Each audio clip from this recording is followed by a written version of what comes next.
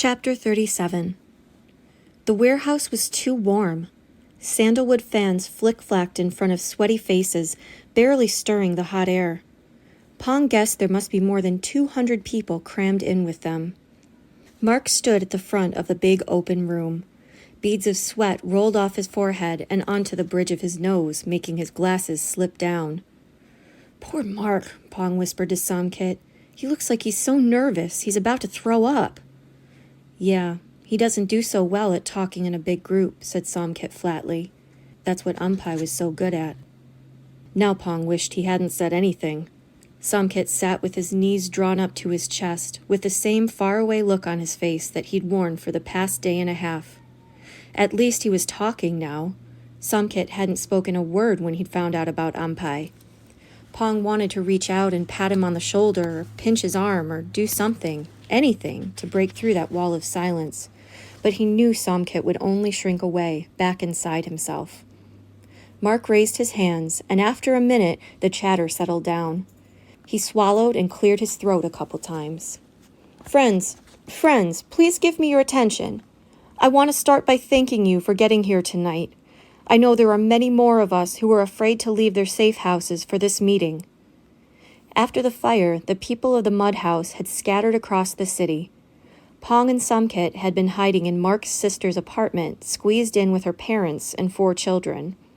The police had searched the mud house neighborhood for the residents, but they had no idea that Ampai had built up such a wide network of safe houses, or that she had friends all over the province. For anyone who needed help, her name had become a key that would unlock doors and hearts up and down the river. The governor had ruled Ampai a criminal, guilty of the most severe crime, starting a fire. Reports said that the blaze had begun in her office in the early hours of the morning, and that the medicines and chemicals that she stored there caused it to burn quickly out of control. But no one on the east side believed for a moment that Ampai had anything to do with the fire. It must have been an accident. But Pong wondered about Yai and Yord, the only other people at the mud house who had access to Ampai's office. The 2 men had disappeared after the fire and not come back. Could Yord have started it? But why would he do such a thing? Mark adjusted his glasses and continued. "I went back and forth on whether we should meet at all, but I felt that we must come together, if only to pay our respects to our dear sister." There was a forlorn murmur in the crowd, and many people bowed toward the makeshift memorial at the front of the room. A strand of tiny violet orbs hung over the charcoal portrait of Ampai. Bouquets of flowers and a dish of tangerines flanked the drawing. "First, we must take care of some important business, and quickly too," said Mark. "Now, I am no replacement for the leadership of Ampai, and I'm in no way trying to take over." "You're a good man, Mark," shouted someone in the room.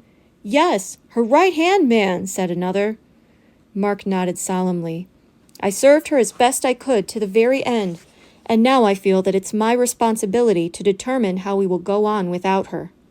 As you all know, she had many plans that should have come to light in the next few days, starting with the march on the Giant's Bridge tomorrow night. But now we must ask ourselves, what do we do? Do we carry on, or do we abandon those plans?" "Abandon them?" called a shocked voice from the crowd. "After all her work? How could we?" A woman with a baby slung over her chest in a fabric sling stood up.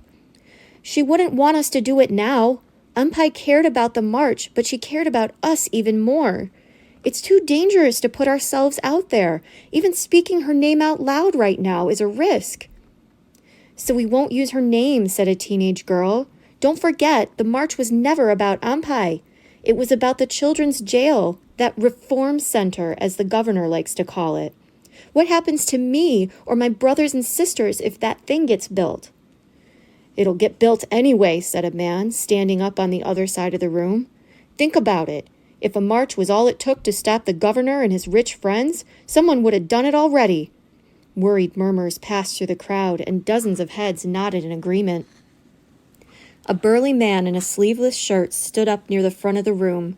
When he turned around, Pong recognized him as the dock worker Claw. His booming voice hushed the room. "I'm going to be there on that bridge. Ampai saved my wife's life when no one else would help us. According to the governor, we brought her sickness upon ourselves just because we were poor, but Ampai believed we weren't bad people." His words trailed off, but then he squared his muscled shoulders.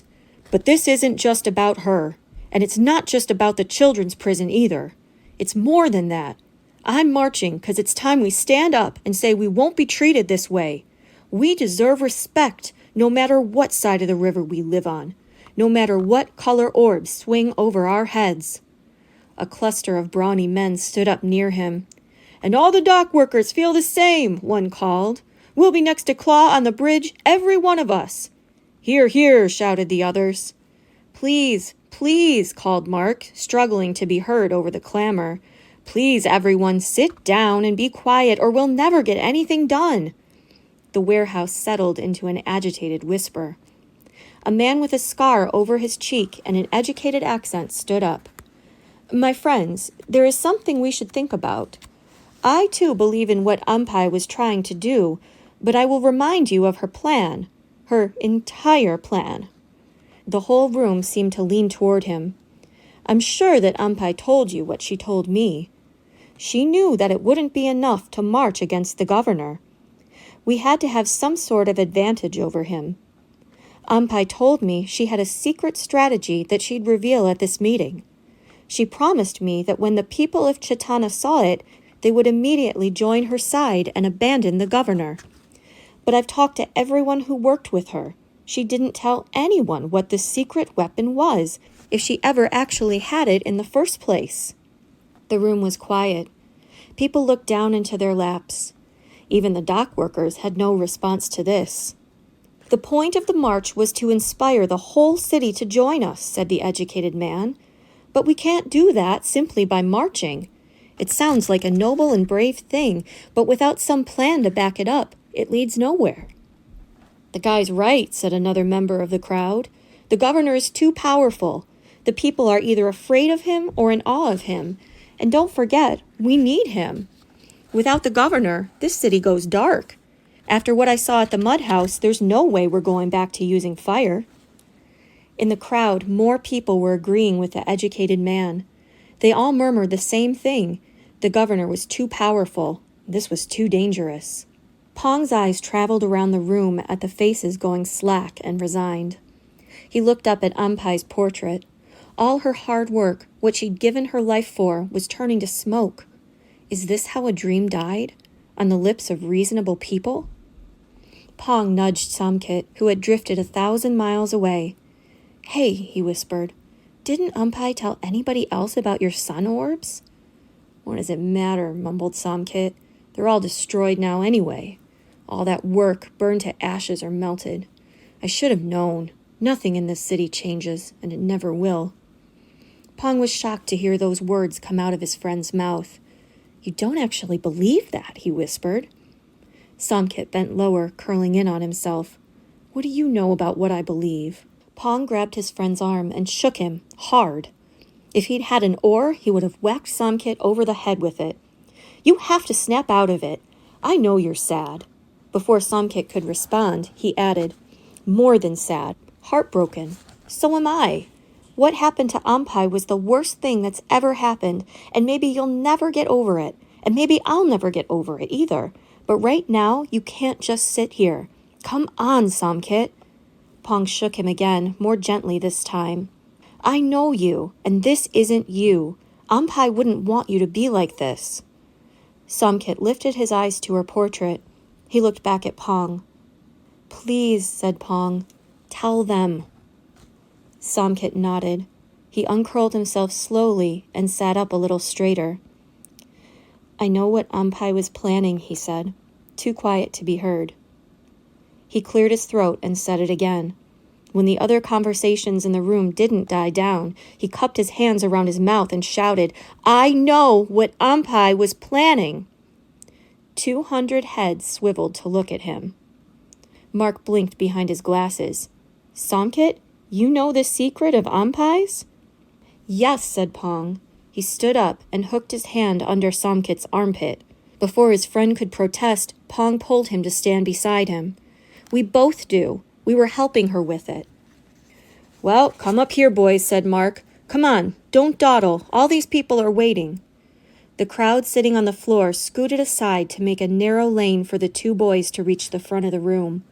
Pong suddenly felt tiny and embarrassed. "Your lantern," he whispered to Somkit. "Show them." Somkit had one small sun orb tucked in the cloth satchel hanging from his shoulder. It was the only one left, just a little lantern that he'd rigged together and kept at the mud house back door in case of emergencies. After the fire, Pong had made sure to grab it so none of the police would find it. Somkit stood with his hand on his satchel for so long that Pong thought he was going to refuse to show it. Finally, he reached inside and pulled out the sphere of glass. He twisted the copper contacts together on the top of the orb, and a beam of soft gold light shone out from his hand. Everyone in the room gasped. "Gold light," said a voice from the crowd. "You stole that?" said another. "No," said Pong loudly. "He made it. Somkit, tell them what you did." There was a hush of wonder over the room as Somkit explained how he had used the faded orbs to collect light from the sun. He was nervous and went into way too much technical detail, but he must have been clear enough because when he was finished, odd whispers rippled through the crowd. "That light is impressive," said the educated man. "But don't forget what the governor can do. He makes all the light in our city. We could never outshine him in 100 years. "The point wasn't to outshine him," said Pong. "The point was to show him." Pong shook his head and started again. "The point was to show yourselves that you don't need him. You don't need his light. You don't need his laws. You can do it without him." He tried to say the words exactly as Ampai had said them during their nightly missions together, but somehow it didn't sound the same coming from him. Ampai had believed those words down in her core. Pong realized now that it wasn't Ampai's words that people had been willing to follow, not her words, her heart. Somkit straightened up and squared his stance. "It doesn't matter," he shouted angrily. The crowd quieted. "It won't work anyway. Every orb I made except this one burned in the fire, along with everything else."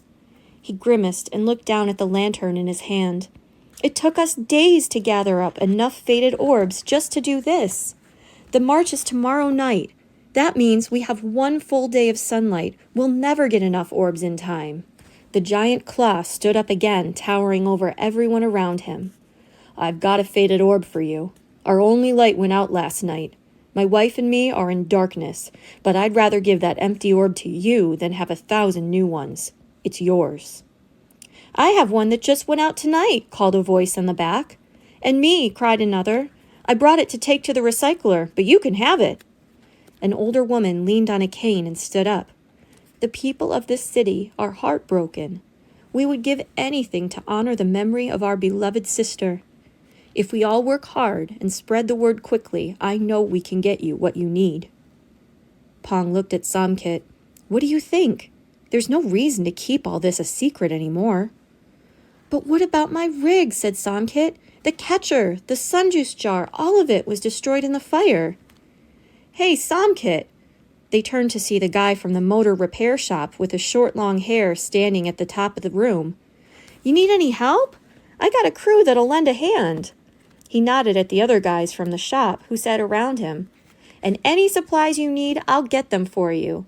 I'll pay for them out of my salary if I have to." Somkit looked at the portrait of Ampai, then back at Pong. "Okay," he said. "I guess we should get started." The crowd hummed with nervous energy. All right, everyone calm down," said Mark, trying to hush them. "You all have heard the arguments presented tonight. Ampai herself would never force anyone to be a part of this if they didn't want to. If you choose to bow out, no one will hold it against you, but clearly, if there is a time to finish what she started, we cannot wait. Those who will join the march tomorrow, gather with me at the south side of the building. Thank you, everyone." And with that, the crowd stood up to take their sides.